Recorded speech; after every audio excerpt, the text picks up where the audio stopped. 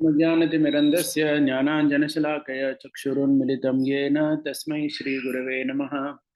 श्रीचैतन्यमनोभीष्टं स्थापितं येन भूतले स्वयं रूपः कदा मह्यं ददाति स्वपदान्तिकं। नमो विष्णुपदाय कृष्णपृष्ठाय भूतले श्रीमते भक्तिवेदान्तस्वामिनिति नामिने। नमस्ते सरस्वती देवे गौरवाणी प्रचारिणे निर्विशेष शून्यवादी पाश्चात्यदेशतारिणे वाञ्छाकल्पतरुभ्यश्च कृपा सिन्धुभ्य एव च पतितानां पावनेभ्यो वैष्णवेभ्यो नमो नमः। जय श्री कृष्ण चैतन्य प्रभु नित्यानंद श्री अद्वैत गदाधर श्रीवासदि गौर भक्तवृंद।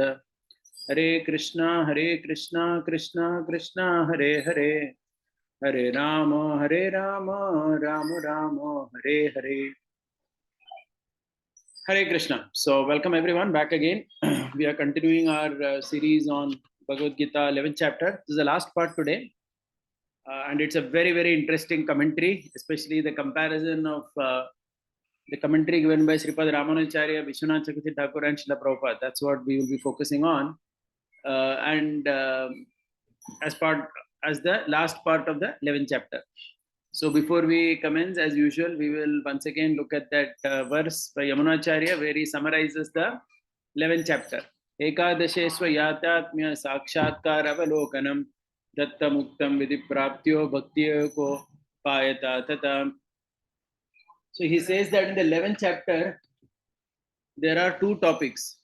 The divine eyes required to behold the true nature of Bhagavan are said to be given in the 11th chapter. Similarly, bhakti is said to be the only means to know, behold, and attain him. Right. So this is the theme of the 11th chapter. So there are two themes here. One is how the divine eyes are needed in order to see the Lord, and second thing is how bhakti is the only means to understand the Lord. Right. So this is where we are. We have already till now done till verse number 46. So we will be doing from 47 to 55 today. And then I will also summarize the entire chapter. Okay, so let's commence. Shri Bhagavan Uvacha Maya Prasannena Tavarjunedam Rupam Param Darshitam Atma Yogad Tejo Mayam Vishwamanantamadhyam Yen Me Tvadanyena Drishta Purvam.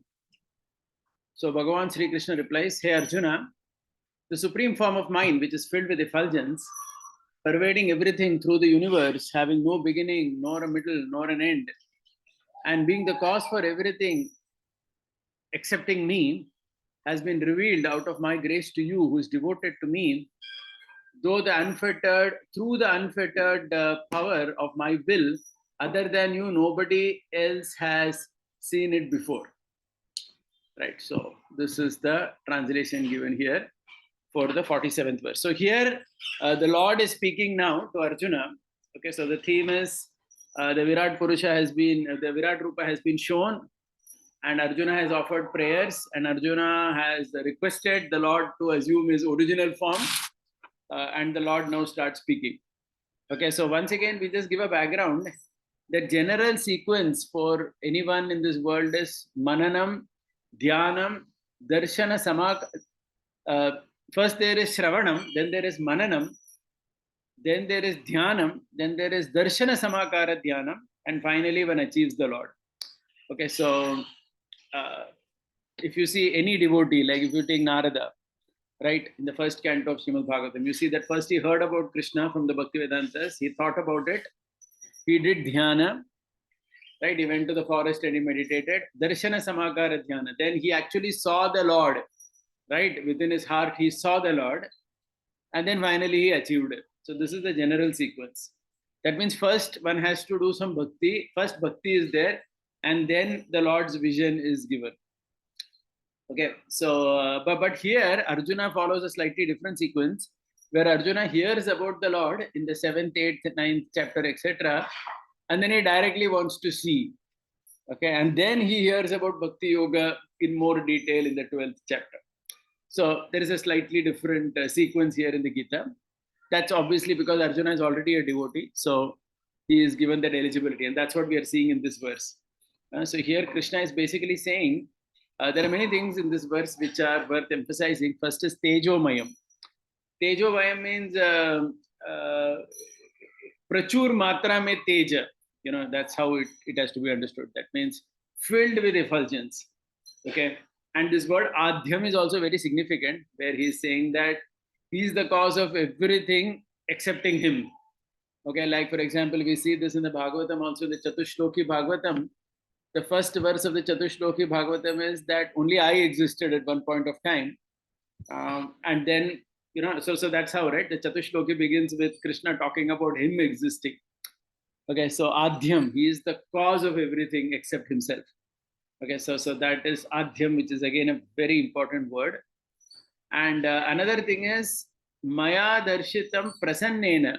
I have shown this form to you. Somebody may ask, why did he show this form? Well, because of his anugraha. Okay, because of his, because he just wanted to show his grace to him by his own Atma Yoga. The Atma Yoga means by his own potency he has shown. And why only him? Somebody may say. Okay, and the answer is because he's a devotee. Answer is he's a devotee. So because Arjuna is a devotee, he has been given this particular vision. Okay, let's go ahead. As we go ahead, there is a lot of important discussion we need to do. So 48th verse. Nevedayajna dhyayanair na danair na chakriya virna tapobhirugraihi evam rupa shakyaham nriloke drashtum twadanyena kuru pravira. Krishna is saying here, hey Arjuna, best among the Kurus. Sorry, I just jumped one slide. Yeah. Hey Arjuna, best among the Kurus, I possessing this aprakrita divya mandala vigraha cannot be seen with its perfect realization in this world of men by anyone devoid of single-minded devotion to me, other than the devoted you by merely hearing the meanings of the Vedas or merely performing the yajnas prescribed by the Vedas or mere recital of the Vedas, nor by performing charity, nor by performing homa, nor by austere penances. Okay, so actually these are two verses, but what Krishna starts saying here, which Ramanujacharya elaborates a lot in his commentary, is that now onwards Krishna basically wants to say that other than bhakti, there is no way one could see such a form. Okay, so this, see, because what has happened is in this Virat Rupa, Krishna has shown to Arjuna how this whole universe is his body. Okay, so this is what he has shown. And this is not going to be shown to anybody so easily, right? We all can hear Purusha Sukta. We all can, for example, hear that the mountains are his bones and so on and so forth. We can hear all this. But to actually see Krishna, kind of with the entire universe in him, see him live in that, this is a very, very special darshan. So Krishna is saying that, hey Arjuna, nobody can see this by any other means. So here Ramanujacharya, one very interesting point he makes, which is where I would like to emphasize, because in these series of verses, Krishna keeps saying that by Vedas one cannot see me, like here he says na Veda, na Yajna, na Daner. Okay, by Veda means what? By hearing the Vedas or by performing yajnas described in the Vedas, by giving charity. By none of these means you can see me. So somebody may say, is it that then all these things are useless? So Ramanujacharya says no. So you have to add the concept here that only by this you cannot achieve me. That means if someone is not devoted to Krishna, so that's why this word tvat anyena. Okay, so other than that means if one is not devoted to Krishna, then just by doing the other things one cannot see him. That is the meaning. Okay, Ramanujacharya emphasizes on this point because he wishes to emphasize that nobody should think that studying the Vedas, reciting the Vedas, or giving charity, these things are completely useless. No, it's not like that. He says all these things have to be done only, and this will come later in this chapter only. Krishna is himself going to make this point, right?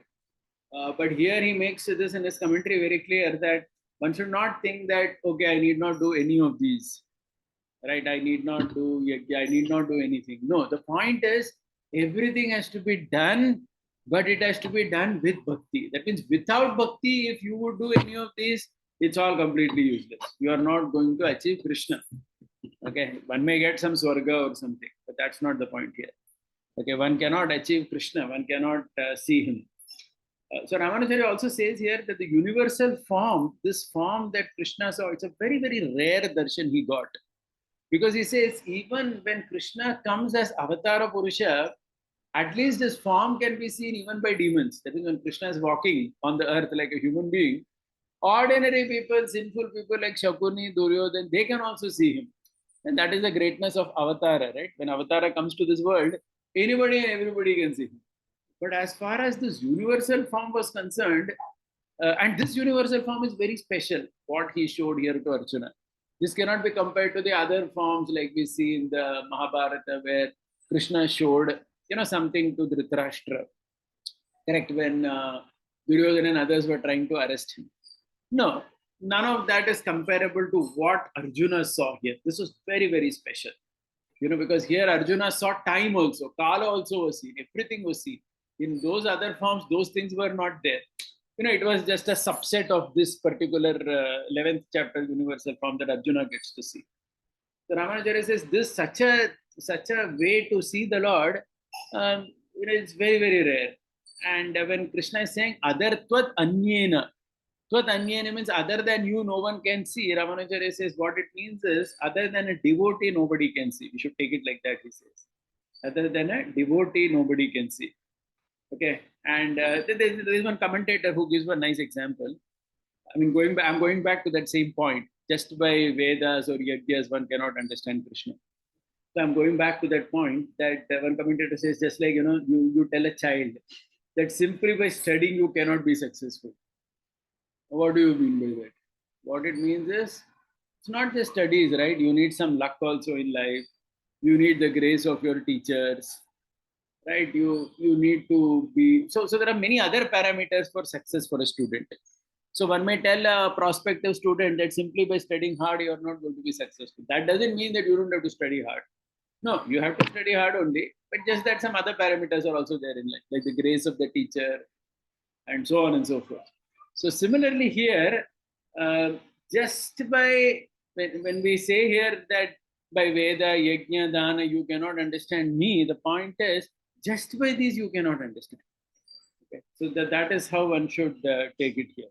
So this is, and this concept we will elaborate a little bit further as we go ahead. Okay, or rather maybe I'll just make that point here itself. So just like, I think we were having this discussion on this theme once earlier, right? That I was saying earlier that sometimes a not very mature devotee feels that because I have taken to the process of chanting and bhakti, none of the rituals are important for me. So I had this discussion with someone where they were feeling that if someone has passed away, then Shraddha ceremony, etc., we need not do that so seriously. They said that if we just chant Hare Krishna on the day of their departure and just give prasad, that is enough. Okay, so here again, what we need to understand is we need not minimize the power of chanting of the holy name, because the holy name has to be chanted in every occasion. That part is accepted. But the thing is, since the Vedas say that one has to perform certain rituals for the departed, so then that ritual also has to be done. The Shraddha ceremony has to be done. Okay, we see, for example, Chaitanya Mahaprabhu or Advaita Acharya, they all did that ceremony for their father. It's not that they did not do. Of course, Advaita Acharya on one occasion, instead of calling a regular Brahmana for the meal, he called Haridas Thakur and he offered him the Shraddha Patra. That part is there, yes. But it is not that he didn't do the ritual of the Shraddha only, thinking that, Arey, why should we do all this? We just chant Hare Krishna and that is enough for my father. No, it was not like that. Okay. So why I'm making this point is sometimes when we read such statements in the Shastra that by the Vedas, by the Yajna, by Dana, you cannot achieve Krishna. And if we take it actually very literally that none of these things have to be done at all, then we may reach to such a conclusion. But that's not what Krishna is saying here clearly. He's basically saying that you need to do all these things, but devotion has to be there. Without devotion to him, without devotion to him, like Arjuna had, everything else will not fetch you Krishna. You will not reach Krishna by that. So that is the point. Right. So let's go ahead. And we will come back to this point again.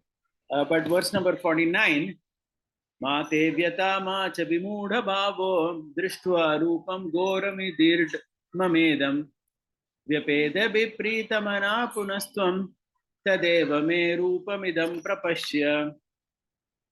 Krishna is saying, you need not have any more the fear and bewilderment by seeing this gigantic and terrifying form of me. Freed from fear and with a loving heart, behold this familiar, beautiful form of me. Okay, so he says that you need not now, because Arjuna, it was very clear, right? Earlier in the prayers, Arjuna had said that this form of yours is very frightening. There were many aspects of his frightening, because in the Kala Purusha, Arjuna could see all the warriors crushed under the teeth of Krishna as the Virat Rupa in time, and the blood was oozing out of his mouth and it was dripping all around. And looking at all this, Arjuna actually gets frightened. He says that, I don't want to see this anymore. It's kind of very fearful. So that is why Krishna is saying here, you need not fear. You can see my idam rupam, this familiar, beautiful form. You can see that. So Krishna is going to revert to his previous form. Now, which is that form? Okay, so as per Ravarajacharya, it is the four-handed form. So as I said last time, so this four-handed form was how Krishna took birth to Devaki and Vasudeva. And we all know that what happened, Vasudeva asked Krishna to conceal two hands because of fear of Kamsa. So when Krishna was in Vrindavan, he was two-handed Krishna, enjoying all the wonderful pastimes. But then it is said that when he comes back to Mathura and when he kills our Kamsa, he again assumes the four-handed form.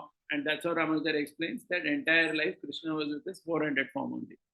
So that is how he says. Now, I'll come back to what Prabhupada says in this context, but let's just go ahead a little bit. Okay, so we are now going to the 50th verse. This is being spoken by Sanjaya, please note, because this is, so Krishna now, he has said something and then he has reverted back to his original form. Okay, and now Sanjaya speaks. Ityarjunam vasudevastatoktva swakam rupam darshayamasa bhuyah ashvasayamasa cha bhitamenam bhutva punah soumya vapur mahatma. Sanjaya says, Vasudev, Lord Krishna, having spoken to Arjuna, thereafter displayed again his own familiar, beautiful, four-handed form, yielding the conch, discus, and maize. By assuming this familiar, beautiful, and pleasant form, the Mahatma Krishna, Satya Sankalpam, whose will can never be obstructed, again soothed the frightened Arjuna. Okay, so it is said that Arjuna was actually very scared of seeing Krishna. So the commentary here is that sometimes the same person whom we know, when you see him in a different avatar, you may get scared. So a mundane example is given here. It's like if you see someone getting up from sleep, they generally look very fearful, because they are in a, their entire form and hair and face and everything is such that it is not very pleasant to see. And when you see someone who is very familiar to you also, but when they have just woken up from sleep, they may look very frightening. But then later, after they have taken bath and worn fresh clothes, tilak, etc., they are more pleasant to look at. So, of course, this is a very, very mundane example. But the point here is that Arjuna was very, very scared by seeing this universal form of Krishna, and he wanted to see the original form. Now, here, see, one difference you need to notice, the Prabhupada, and I noted even Vishwanath Chakravarti Thakur in their commentaries, etc.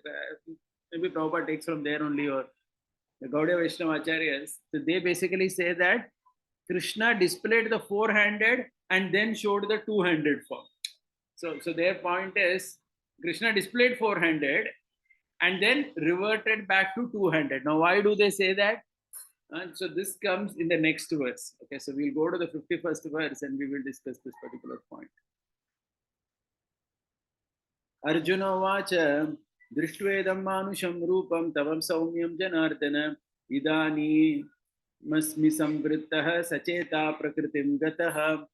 Arjuna says, Hey Krishna, the one who destroys the birthfulness of people, having seen this aprakrita divya mandala vigraha of yours which resembles human form, I have regained my composure now and I have regained my normal self.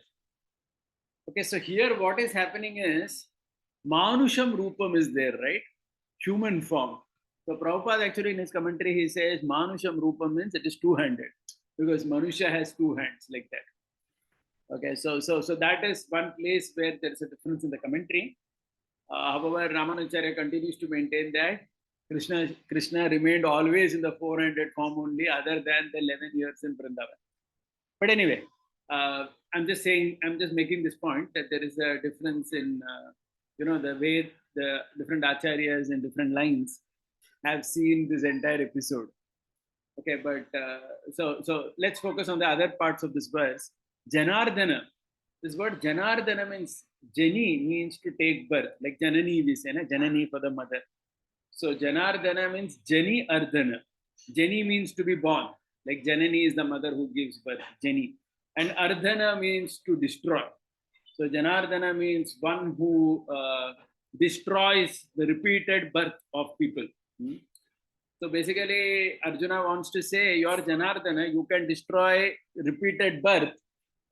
Destroying fear is not a very big thing for you, right? Because Arjuna was very fearful. So that is why using the word Janardana to say that, Arey, oh Lord Krishna, you can destroy birth and death only. What to speak of fear? No, that is something very small for you to destroy. So you have destroyed this very easily. Okay. And then he says that I have regained my composure and now I am very normal. I'm very happy, he says, after seeing his Krishna's original form. Okay. Now the last four verses again have a very important commentary. We will move to the last part. Text number 52. Shri Bhagavan Uvacha Sudurdarshamidam Rupam Drishtvanasi Yanmama Devapyasya Rupasya Nityam Darshana Kankshinaha. Bhagavan Sri Krishna says, this cosmic form of mind which you have seen controls everything in the universe. It is the foundation, support and cause for everything. It is very difficult to see, even if one strives very hard. Even the gods are always aspiring to see this cosmic form of mind, but none have seen it. Okay, so here again, there is a slight difference in the commentary of Ramanujacharya from what Prabhupada explains in Bhagavad Gita as it is. So you have to understand some context here. So Prabhupada, what he does is, in the commentary from this verse on, when Krishna is saying, this form of mine is very difficult to see, that this form, Prabhupada refers it to the two-handed form, which he has just currently seen. You understood this? So this form means, so you get the point. So Krishna initially showed the universal form, but then he later reverted to his original form, right? Which Prabhupada is talking as the two-handed form. So he says that form is very, very difficult to see. Like that, the commentary is taken. Right? Now, Ramanujacharya, what he does is, he says that this entire chapter, the whole focus is the universal form. Okay, so Krishna showed universal form and then he has reverted to his original form, okay, which in his commentary is the four-handed form. But then he says, so now when Krishna is speaking, as per Ramanujacharya, he is having that four-handed form, the original form, which he has already reverted to, as we saw in the previous verses. But when he says idam rupam, that idam rupam is referring still to the form that was just shown. So it's a very interesting thing because you could see it either way. But let's see how Ramanujacharya presents this particular thing. So he says this cosmic form, okay, which is what you wanted to see because it's a foundation, support and cause of everything, is very difficult to see.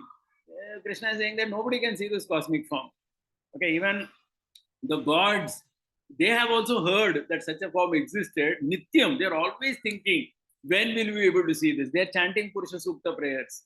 In Purusha Sukta, they're addressing the Lord as one with the universal form, but they have never seen the Lord as part of this whole thing. right? It's more like an imagination.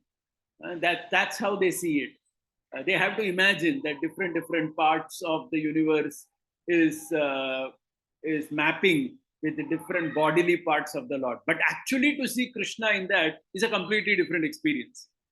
So Krishna is saying here that it's very these people, even they want to see, always they want to see Nityam.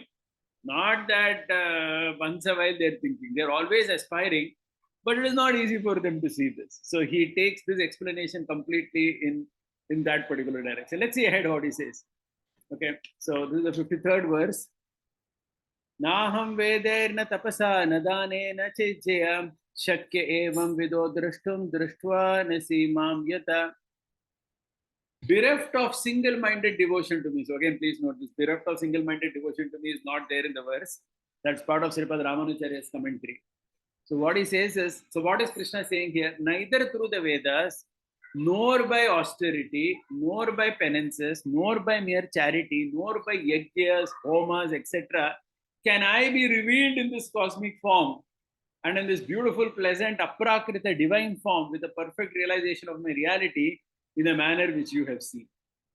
So what he has done here is, so again, in Prabhupada's commentary, he talks about this form only as the 200 form.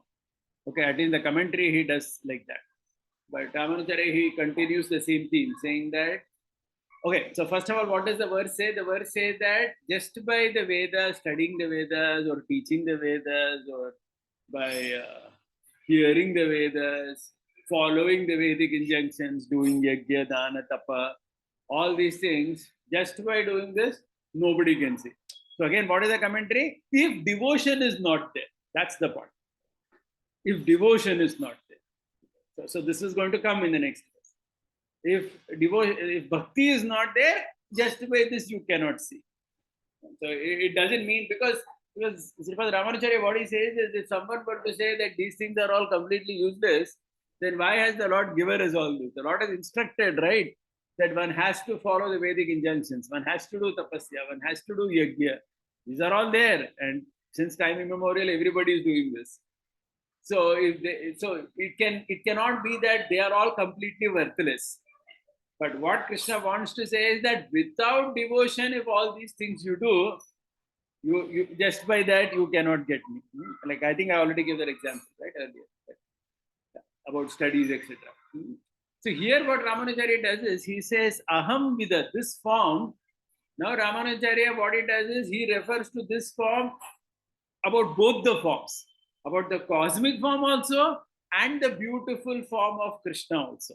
Both he puts it here, saying that you cannot see me at all, as in you cannot achieve me. So that's the whole focus of this particular verse, that you cannot achieve. Then somebody may say, then what does one need to achieve? Okay, so this is going to be in the last two verses. So let's look at the 54th verse.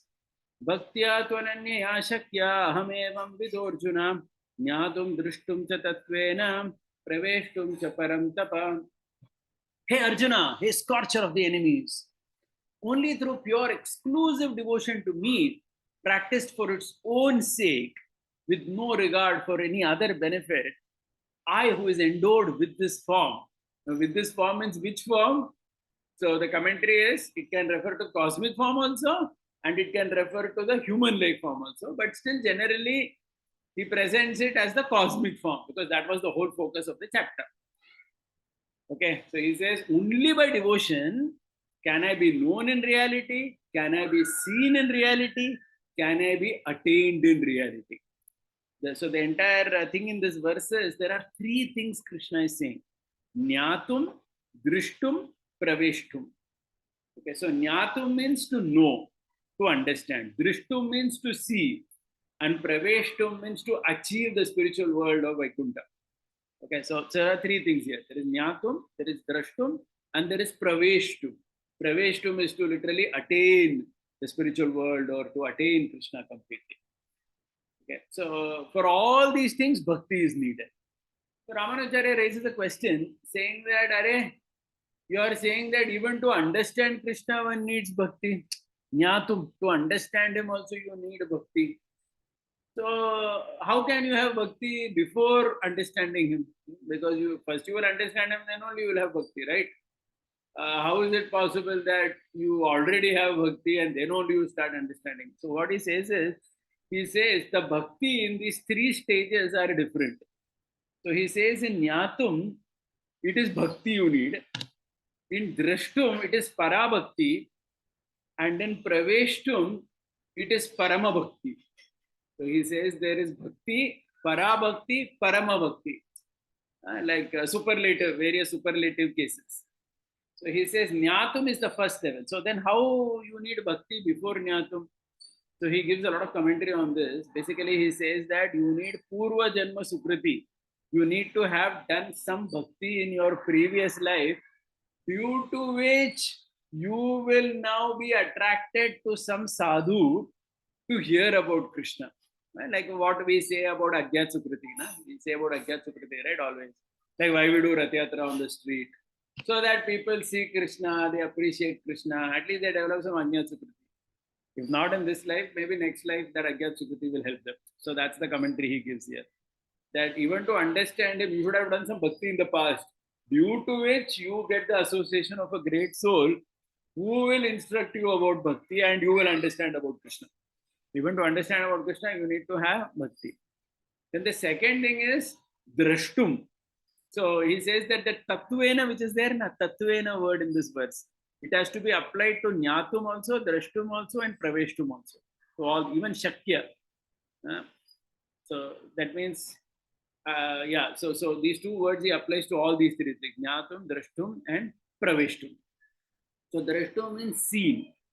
So just like I was giving earlier the example, right, of the Narada boy. The Narada boy in the previous life, he heard from the Bhaktivedantas, he served them, so there was bhakti. Then Nyatum, he heard from them. Then he started some practice, and then he actually saw Krishna. Correct? He saw Krishna within his heart. Krishna spoke to him also.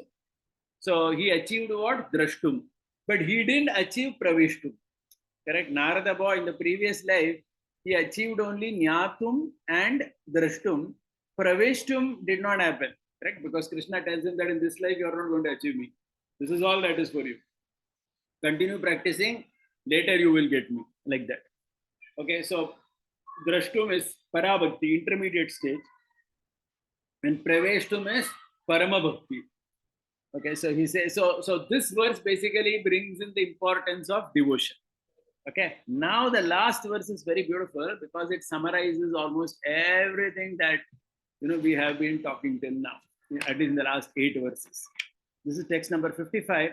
Mat karma karan mat paramo mat bhakta sangha varchitah nirvaira sarva bhuteshu yasama meti pandava.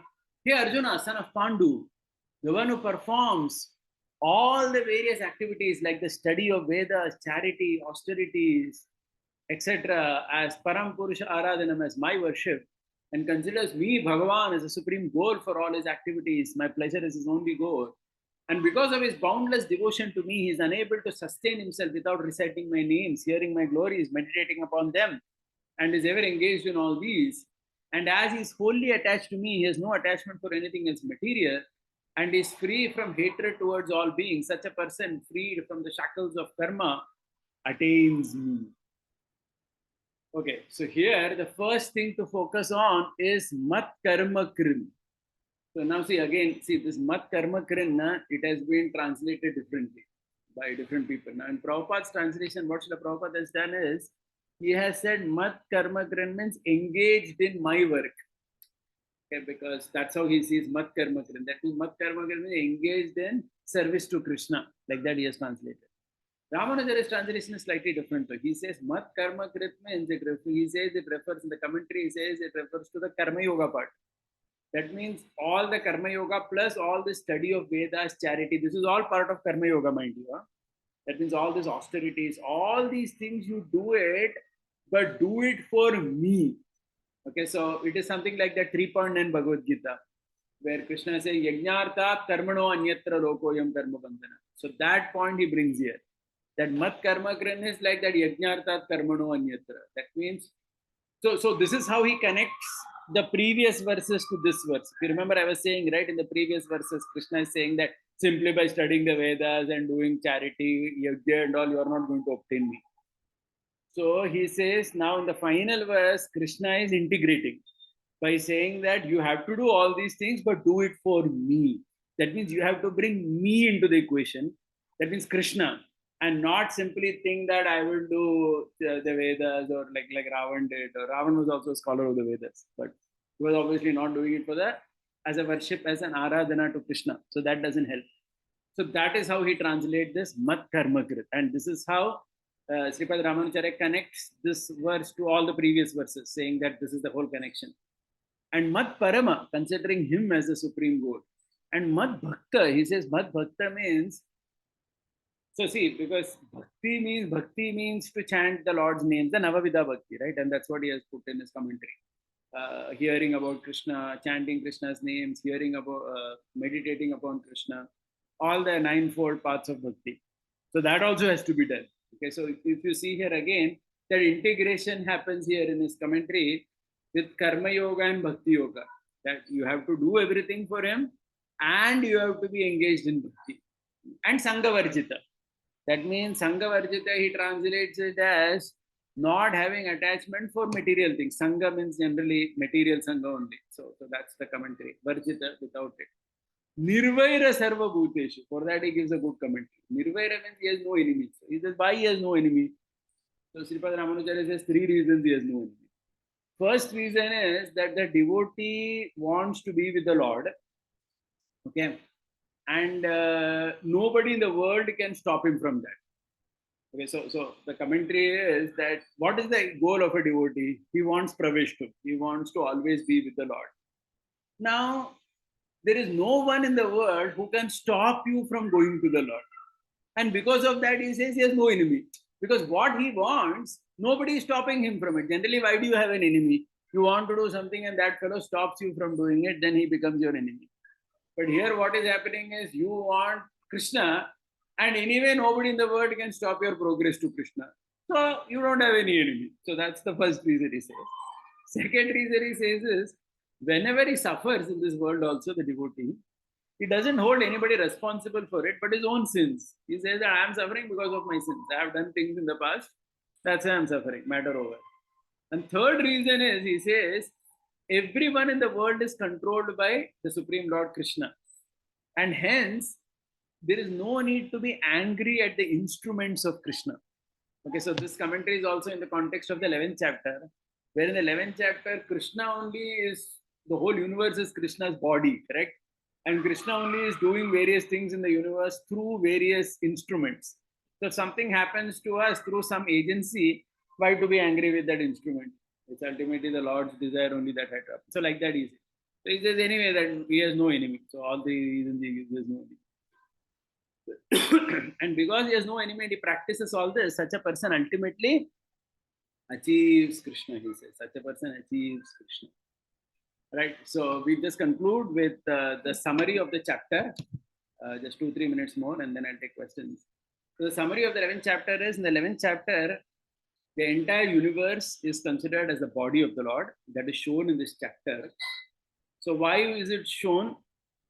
Because, see, please try to see the background of this chapter. Before this chapter, from 7th, 8th, 9th, 10th chapter, what was happening? In the 4 chapters before the 11th chapter, Krishna was talking about how he's maintaining everybody.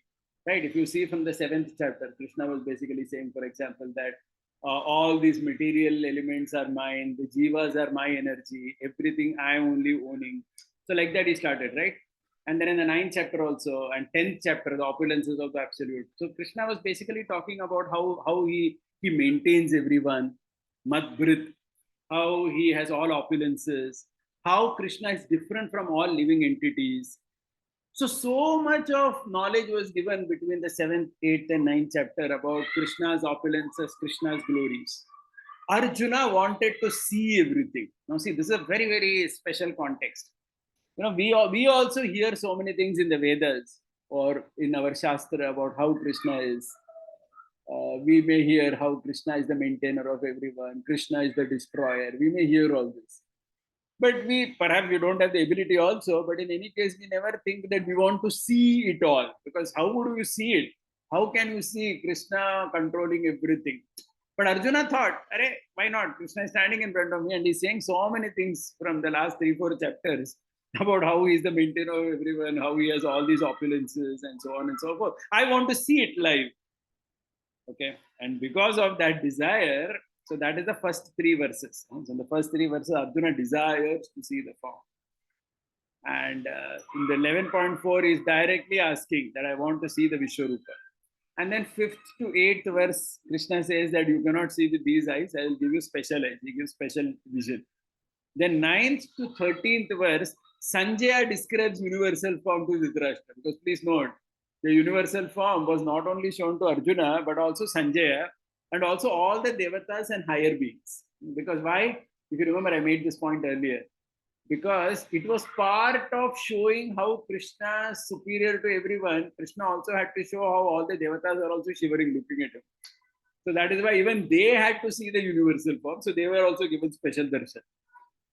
So Sanjaya describes his vision from verse 9 to 13. From text number 14 to 30, for 17 verses, Arjuna is describing universal form. And then in 31, Arjuna is asking Krishna the prayojana for showing. He's asking, why did you show this? He actually forgets in some way that he had only asked it, but not in that context. He's asking, what is the purpose of showing all these things? Then in 3 verses 32 to 34, Krishna talks about the prayojana. What is the main thing in the prayojana? Kalosmi lokakshekrit pravritto. Kaleti iti kalaha. That means Kala means Lord is called Kala because he calculates how much time you have left in this world. So he says the prayojana. Basically, that how everything is going to be destroyed. See, because Krishna, can you imagine this? Arjuna wanted to see universal form, but Krishna got the whole thing back to Bhagavad Gita starting point. Okay, what was the starting point of the Gita? Arjuna had this whole thing, right? How can I kill Bhishma, Drona and all? Okay, of course, Arjuna, after second chapter, Arjuna was pacified from that perspective. But Krishna has not forgotten. Krishna's whole purpose of Gita is to engage Arjuna in fighting. Okay, Arjuna had only asked for universal form, but asked the special form. But Krishna showed how all the warriors are also destroyed, because Krishna is bringing Arjuna back to where the whole Gita starts from. That Arjuna doesn't want to fight, and Krishna wants to make him fight. So that is the prayojana as per Krishna.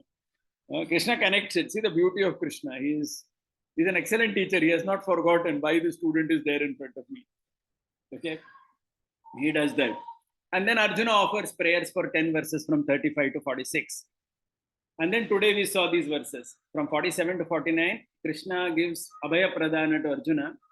And then in text number 50, Krishna shows his original form. So that original is 400 or 200 as per the commentaries of Ramanujacharya and Srila Prabhupada separately. We saw that. And 51st verse, Arjuna is very happy to see the form. And 52nd to 55th verse, last 4 verses, Krishna is saying that bhakti is the only way one can understand him. Now that him is what? You can look at it as the current 200 form, or you can look at it as the universal form also. Because the universal form also, Krishna will not show it to anybody. Krishna showed it specially to Arjuna because he is a very, very wonderful devotee. And I think in the whole commentary today, I also focused on this point, that how this Veda, all those other things, when Krishna is saying, by all these things you cannot know me, it doesn't mean that they are completely useless or something. What it means is without bhakti, they cannot help you. Okay, but bhakti has to be there, then those things have purpose. And Ramanujacharya connects it to the last verse, mat karma krit. For that he connects this particular thing. Right. So with that, we have ended the 11th chapter discussion. So it's a very, very beautiful discussion because it connects everything to what we saw till now. If there are any questions, I'll take. Otherwise, next time we will start with the 12th chapter commentary. Anybody with any question, raise your hand.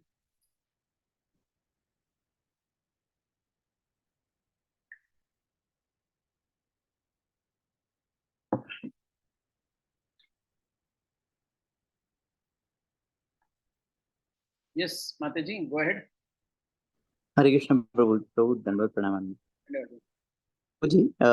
In this discussion, the description of the spiritual worlds, like, where that is given, typically as in Bhagavatam it is given, right? So, like, the universe is fine, but beyond the universe is the No, that's spiritual not world. given here. That's not Yeah. given at all. In the 11th chapter, that doesn't come at all in the Gita. Because what is happening is I mean, in nobody's commentary, they talk about it. The reason is because it's not there in the verses also. Because see, the whole background is from the 7th to 9th chapter, 10th chapter, Krishna is speaking about his opulences in this world. How he's superior to everybody, how he's the maintainer of all that Krishna is speaking. So because Krishna is speaking all that, Arjuna wanted to see, all that is in relation to this world only, right? If you see in the 7th chapter also, when Krishna says that all these are my apara prakriti, this is para prakriti, these are my energies. This is all in relation to the world. So the Bhagavad Gita doesn't actually go at that point. It doesn't. I mean, of course, in the 15th chapter, Krishna speaks a little bit about the spiritual world. 15th chapter, 15.6 or something. Natad bhasyate suryo na shashanko na bhavakayat tatdatvan anivartate. Yes. So, but that's very, very brief. Other than that, no. See, the Gita, the psychology of Gita is somehow a lot connected to this world. It is about how you live in this world, how you do even bhakti in this world. The Gita is more there. You want to know more about the spiritual world and the more intimate, then you have to actually enter something like 10th canto Srimad Bhagavatam. Yes. Yeah, the Gita doesn't take you there. The Gita's purpose is very clear. It's very grounded. See, that's what I was amazed at this commentary part where I noticed that Arjuna is only asking universal form, the special form. Arjuna is not asking Krishna to show all these things, how the war is going to end and all that. But see, Krishna is thinking about this only. The whole reason why this Arjuna is asking all these questions is because of his problem with how to kill Bhishma and Drona. So I have to show him that Bhishma and Drona are dying in my mouth. Krishna brings him back to that duty thing, which Krishna wants Arjuna to engage. Prabhuji, one more question. Krishna showed a similar feature of his to Yashoda Maya also when she looked in the mouth. Yeah. Is it like, how do you correlate and see similarities there?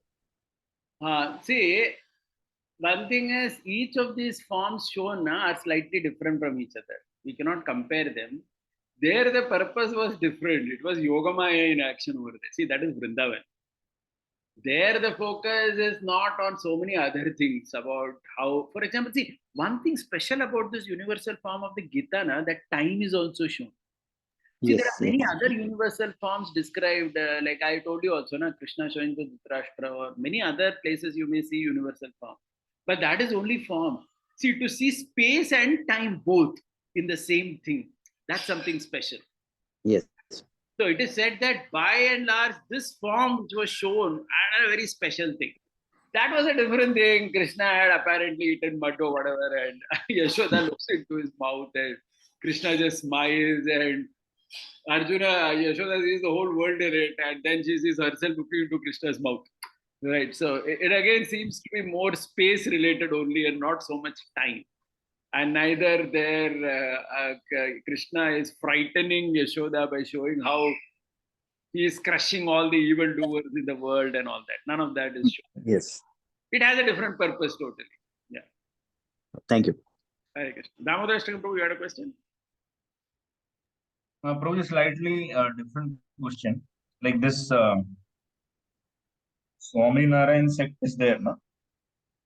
So I was just accidentally saw some animation. So I could see that the philosophy which they speak is very similar. Means if you see, so what is the, if you know something, if you would like to speak something. Yeah, see, when I also saw that movie of Swami Narayan in their Akshardham Center, many things are very, very similar to what we talk about, the whole bhakti path, everything. But I feel only one difference at some point of time, the guru literally becoming God per se, that part is the thing. Like, right? If you, they see, seeing guru as God is certainly a part of our culture. Sakshat Haritvena Samasta Shastra, we say, right? we do say that, right? You have to worship the Acharya on the same level as Krishna. Krishna himself says in the 11th canto Bhagavatam that the Acharya should be worshipped non-different from me. So all these verses are there in our scriptures. How Acharya is to be worshipped at the same level as Krishna. No difference. So this is there. In all sampradayas it is there. But somewhere it seems that, that abheda which is there, that difference. So even though the Acharya is worshipped at the same level, there is a sameness, but there is a difference also. Correct? The Acharya is Acharya and Krishna is Krishna. So that part, it seems to some of us that, with all respects, they are all superior people to us, but it seems that that boundary is not very clear. Correct? So that's why the Vaishnava Siddhanta, right? Like, as a Gaudiyas, we have Achintya Bheda Bheda, or even this Ramanujacharya, which we are discussing right now, their Vishishta Dvaita, Adva, Dvaita, to see that difference also, that living entity is different from Krishna, even if he's Guru. That part, at least we are not able to understand whether they have understood that. If they have, then everything is perfect. That's the only condition. In that movies, they also show that he had some specific marks on his feet, like which the Supreme Personality has. That also they have covered. No, but see what happens now, many great personalities also have these marks. Okay. I've seen that. See, it is not that we all know that Krishna has some special marks on his feet, but even great Mahapurusha, all Mahapurushas have some specific things in their body. If you see, even in our description, sometimes like Narottam Das Thakur, I don't remember, but specifically, but if you see our description also of great Paramahamsas, they also have special bodily marks. So that part is okay. We are not debating that at all. I mean, a Mahapurusha is not obviously like a conditioned soul that he will not have some special marks on his body. He has. But still, he's a special yogi, he's a great devotee, he's an exalted Nitya Siddha. All that is fine. Correct. See, so we have to come back to the Gita, right? Krishna talks in the 15th chapter. Dvavimo purusho loke ksharak shakshare evacha charas sarvani bhutane kutastokshara uchyate. There are the fallible people like us, and there are the infallible, like those who are liberated, the Paramahamsas. And then there is Krishna. Uttama purushastu anyaha paramatmeti udahritaha. So I just hope that they have understood that these three categories exist. There is the Baddha, there is the Mukta, the Nitya, and there is Krishna. Actually, there are four categories. Baddha Atma means like us. Mukta Atma means those who achieve liberation. Nitya Atma means those who are always there, like Garuda and all that, right? They don't fall down per se. Nitya Atma. And then finally, there is Paramatma himself. So we have to, if they have understood all four of these categories as separate, we are good with it. We have no problem. And what they say about the moksha and all, like, is that same? Is what we? I know. I don't know that. I specifically don't know. I've not gone into that. I have also just been like a casual visitor to some of the temples and seen that movie and all that. Not entered their philosophy so deeply. I'm not even sure whether they go so deep, or I'm not sure. I mean, I can't comment.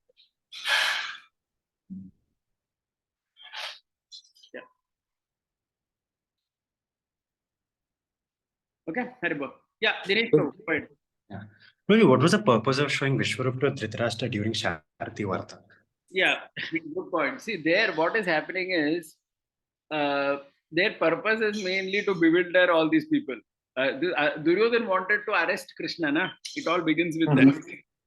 Duryodhan has made a plot to arrest Krishna when Krishna has come there as Shantidut. Yes. Krishna wants to show, what will you arrest me, man? Do you know who I am? So he shows.